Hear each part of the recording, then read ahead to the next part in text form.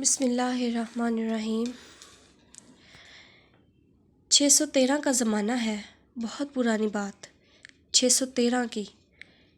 613 کا زمانہ ہے، 3 سال کا عرصہ خاموشی سے لوگوں کو اللہ کا پیغام سنانے میں گزر چکا ہے۔ اس دوران کچھ لوگ آپ صلی اللہ علیہ وآلہ وسلم پر ایمان لے آئے۔ اب اللہ کریم نے حکم فرمایا ہے کہ اپنے قریبی رشتہ داروں کو اسلام کی دعوت دیں۔ یہ کام کوئی آسان کام نہیں ہے۔ کئی سو سال سے لوگ بتوں کی عبادت میں مصروف ہیں۔ ان کے لیے اپنے باپ دادا کا دین ہی سب کچھ ہے۔ وہ اس کے علاوہ کسی اور چیز کے بارے میں سوچ بھی نہیں سکتے۔ رسول اللہ اپنے گھر ہی میں رہنے لگے اور اپنے آپ کو اس عظیم کام کے لیے تیار کر رہی ہیں۔ رسول اللہ کے گھر میں رہنے سے آپ کی پھوپھیاں پریشان ہیں۔ انہیں یہ ڈر ہے کہ رسول اللہ بیمار ہیں۔ وہ آپ صلی اللہ علیہ وآلہ وسلم کا پتہ کرنے آپ کے گھر آئیں۔ آپ نے جب انہیں اللہ کا حکم بتایا تو انہوں نے آپ کو مشورہ دیا، آپ عبد المطلب کی اولاد کو بلائیں اور یہ پیغام ان تک پہنچائیں۔ ابو لہب کو نہ بلائیے گا، وہ آپ کی بات نہیں مانے گا۔ ابو لہب کا نام عبد العزیٰ ہے۔ اپنی خوبصورتی اور چمکتے ہوئے چہرے کی وجہ سے اس کی کنیت ابو لہب یعنی کہ خوبصورتی کا باپ ہے۔ ابو لہب اپنے والدہ کا اکیلا بیٹا ہے، اپنے بہن بھائیوں سے بہت مختلف۔ اپنی اولاد اور اپنی دولت اور خوشحالی کی وجہ سے باقی رشتہ داروں سے بہت کم ملتا ہے۔ رسول اللہ صلی اللہ علیہ وآلہ وسلم نے اپنے رشتہ داروں کو بلایا۔ حضرت علی نے کھانے پینے کا انتظام کیا۔ کھانے میں بکری کی ران اور پینے کے لیے دودھ رکھا گیا۔ کھانا عائشہ صدیقہ تیار کرتی ہیں۔ آنے والے لوگوں میں بنی ہاشم اور بنی عبد مناف قبیلہ کے لوگ آئے ہیں۔ آنے والے مہمانوں کی تعداد 40 ہے۔ رسول اللہ صلی اللہ علیہ وسلم نے کھانے کے بعد ان لوگوں کو اللہ کا پیغام پہنچایا، مگر کسی نے بھی قبول نہیں کیا۔ ابو لہب بولا، ہم تمہاری بات سننے کو تیار ہیں، مگر باپ دادا کا دین چھوڑنے کی بات نہ کرو۔ حضرت ابو طالب نے کہا، میں عبد المطلب کے دین پر ہی رہنا چاہتا ہوں، مگر تمہیں جس دعوت کا حکم ملا ہے اسے لوگوں تک پہنچاتے رہو، میں تمہاری مدد کروں گا۔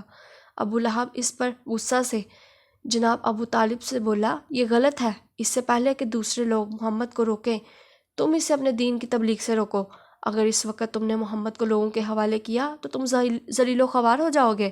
تم نے لوگوں کی مخالفت مول لی تو تم مارے جاؤ گے۔ جناب ابو طالب نے جواباً کہا، خدا کی قسم، جب تک میں زندہ ہوں محمد کی حفاظت کرتا رہوں گا۔ رسول اللہ صلی اللہ علیہ وآلہ وسلم کی پھوپھی صفیہ ابو لہب سے کہنے لگی، بھائی، کیا تمہیں اپنے بھتیجے کی رسوائی اچھی لگے گی؟ خدا کی قسم، ہمیشہ سے علماء اس بات کی خبر دیتے آئے ہیں کہ عبد المطلب کی اولاد میں ایک نبی آئے گا اور وہ نبی محمد ہی ہے۔ ابو لہب کہنے لگا، یہ باتیں بیکار ہیں، یہ عورتوں کی بے بنیاد باتوں میں سے ہے۔ جب قریش کے سارے قبیلے تمہارے خلاف ہوں گے تو تب تم لوگوں کو میری بات کا اندازہ ہوگا۔ ابو لہب یہ کہہ کر غصہ سے لال پیلا ہو گیا اور وہاں سے چلا گیا۔ اسی موقع پر اللہ تعالیٰ نے حکم نازل کیا۔ سورۃ الحجر میں آیت نمبر 94 میں اللہ تعالیٰ فرماتا ہے، آپ کو جو حکم دیا جاتا ہے اس کی کھلم کھلا تبلیغ کریں اور مشرکوں سے منہ پھیر لیں۔ حضرت علی کی عمر اس وقت 13 سال ہے اور انہیں رسول اللہ کے ایمان لائے ہوئے 3 سال ہو چکے ہیں۔ بولے، اللہ کے رسول، اگرچہ میں سب سے زیادہ چھوٹا ہوں لیکن میں آپ کا ساتھ دوں گا۔ یہ دیکھ کر وہاں کے لوگ مذاق اڑانے لگے، کہنے لگے، دین کی دعوت دینے والا دیکھو اور دعوت قبول کرنے والا دیکھو۔ انہیں کیا معلوم کہ آنے والا وقت دنیا ان دونوں کی عظمتوں کے گن گائے گی، ان کی دعوت دنیا کے ہر کونے میں پھیل جائے گی۔ یہ سنتے ہی سب لوگ اس کے بعد اپنے اپنے گھروں میں چلے گئے۔ کچھ دن بعد رسول اللہ نے فیصلہ کیا، اب اپنی قوم کے لوگوں کو دین کی دعوت دی جائے۔ عرب کا طریقہ کار ہے کہ اگر کوئی ان پر مصیبت آ جائے تو یا صباح یعنی کہ لوگوں، صبح کی پکار سنو، صبح کی پکار سنو کہتے ہیں۔ اس آواز کو سن کر لوگ جمع ہو جاتے ہیں۔ رسول اللہ صفا کی پہاڑی پر موجود ہیں اور یا صباح کہہ رہے ہیں۔ لوگ صفا پہاڑ کے سامنے جمع ہو رہے ہیں۔ اس مجمع میں ابو لہب اور قریش کے دوسرے کئی سردار بھی ہیں۔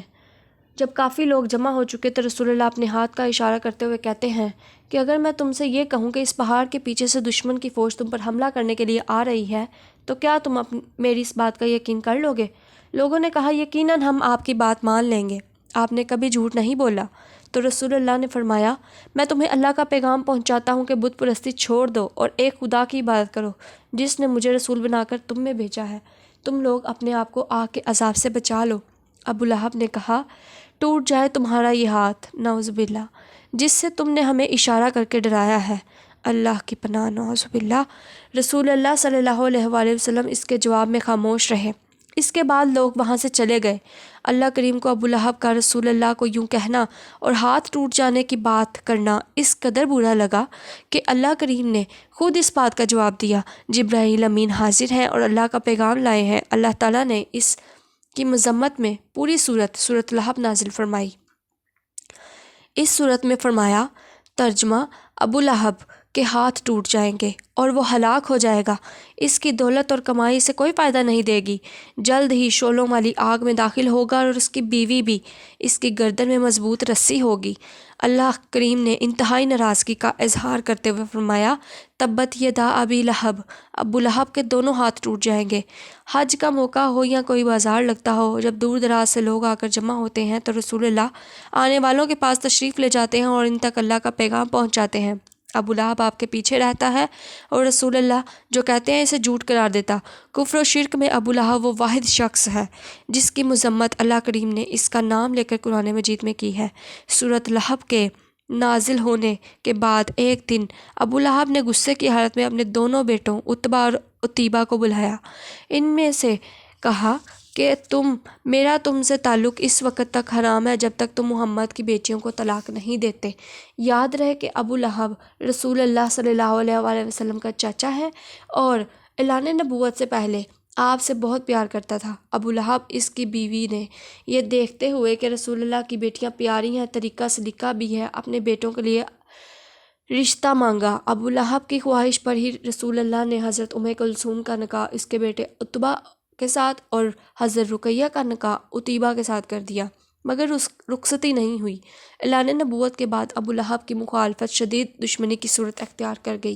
ابو لہب نے دونوں بیٹوں نے رسول اللہ صلی اللہ علیہ وسلم کی صاحبزادیوں حضرت کلثوم اور حضرت رقیہ کو طلاق دے دی۔